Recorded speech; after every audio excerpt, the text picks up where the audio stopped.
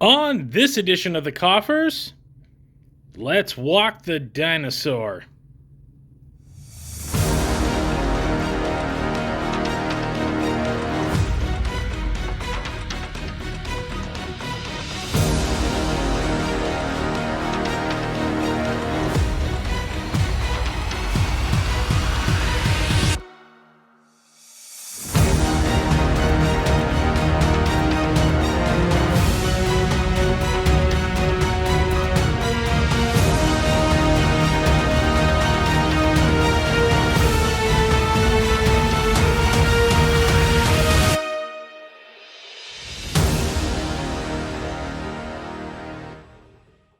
So, hopefully you have all seen Godzilla -1, because otherwise this might be a little bit of a spoiler. Although, to be fair, the movie's been out for 3 months, and this guy has been on the shelves for 2 months. So I think the window for spoilers is closed. That said, this is the Bandai movie monster series Odo Island Godzilla, or Godzillosaurus. That's why I'm referring him to. You can't change my mind. So he is the latest in the line of Bandai's movie monster series. So he showed up in a box from my good buddy Kazuki. Shout out to Kazuki, shown right there. If you want to watch that unboxing video where he was a grand surprise in it, you can check it out on our channel. But that is not what we're doing today. We are going to go deep diving on this awesome looking action figure. So first things first, as far as Bandai movie monster series goes, this is a pretty good figure. I gotta give them credit. They have really upped their game on their standard lines. So this is a mass-produced figure. He's not a store exclusive. You can kind of get him at most retailers, so he's not as hard to get. I know a lot of people have been having trouble getting the -1 figures because, well, the demand has just been insatiable. So this guy, though, unlike his OG counterpart, for a movie monster series, he actually stands a little shorter. I don't have my original -1 figure because I gave him away because I'm getting the King series figure. I like the big ones. That is not a double entendre for anything.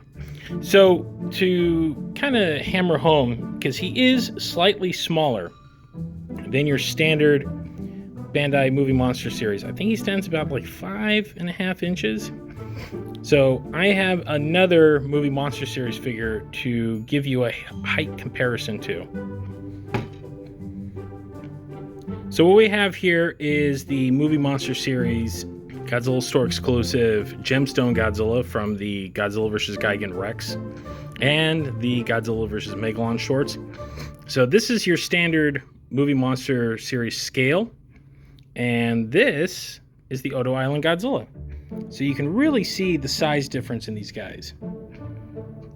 So as you can see, Odo is slightly smaller than what the rest of the Bandai line usually offers, and that's a nice little detail because, well, in the movie he's only about maybe 30 foot tall, whereas his final form is considerably larger. The detailing on it is actually really good. They went all out. Like, the CG model on it is an exceptionally detailed creature in of itself. And you do see him mostly at night, so some of that detail does get lost. But the scenes where he's lit up pretty well, he's pretty gnarly. He has a standard grayscale paint job with little touches of green, as you can see. So it's not too much, but just enough for some highlights. Now, the teeth and tongue are actually really well done, as you can see in there. And unlike the standard movie monster series Godzilla -1 figure, the eye actually has a better paint job on it, in my opinion. And just to get a better look at the detailing, I mean, this is pretty impressive for a movie monster series. All credit where credit's due. So here's the tag, which figures the Godzilla -1 logo. Let's open this guy up. And as you can see, most likely to keep any spoilers getting out, they completely omitted his picture. So in the early listings back in, I think it was September, October, when the Bandai listings came out, he was listed as Monster A. So that kind of gave those who pay attention to stuff a little hint that there was something else coming in the movie. Now, some of us thought that there might have been another Godzilla. Technically, there was. There was this guy. But it wasn't the rumored second Godzilla that he would fight. No. Although the unmutated rumors were kind of true, because that is, at the end of the day, what he is. So, pretty basic on the tag. Overall, like, he's not an expensive figure. I think even the resellers have him at maybe $25 to $30. I do love this guy a lot. Actually, to compare and contrast to what Bandai used to make, I do have the original Godzillasaurus, and we're going to kind of look at that too. So real quick, this is the Bandai Godzillasaurus from Godzilla vs. King Ghidorah. He came out in 1991, and much like the Odo Island Godzilla, he is a smaller scale figure as well. So this was the original Godzillasaurus, for those of you who have seen Godzilla vs. King Ghidorah. And here is his modern interpretation. This is exactly why I refer to him as a Godzillasaurus. Believe me, I was completely blown away seeing this in a theater. This was the last thing I ever expected to see. I mean, this guy alone was kind of crazy in of itself, but man, doing an update, that's pretty wild of Yamazaki. So you can compare and contrast what almost 30 years, or a little over 30 years of effects can bring us. So the Odo Island version does resemble Godzilla much, much more.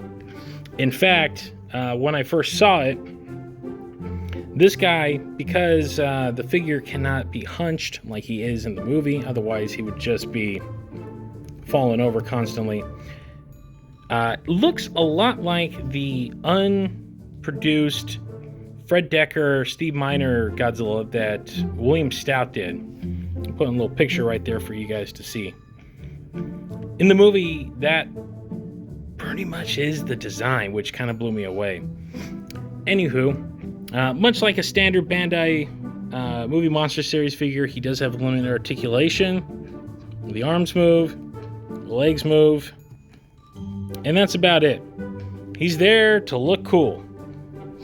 And that is exactly what he is. Overall, I love this guy. And like I said, I'm a big Bandai movie monster series guy. He is fantastic. Mad props, once again, to my buddy Kazuki.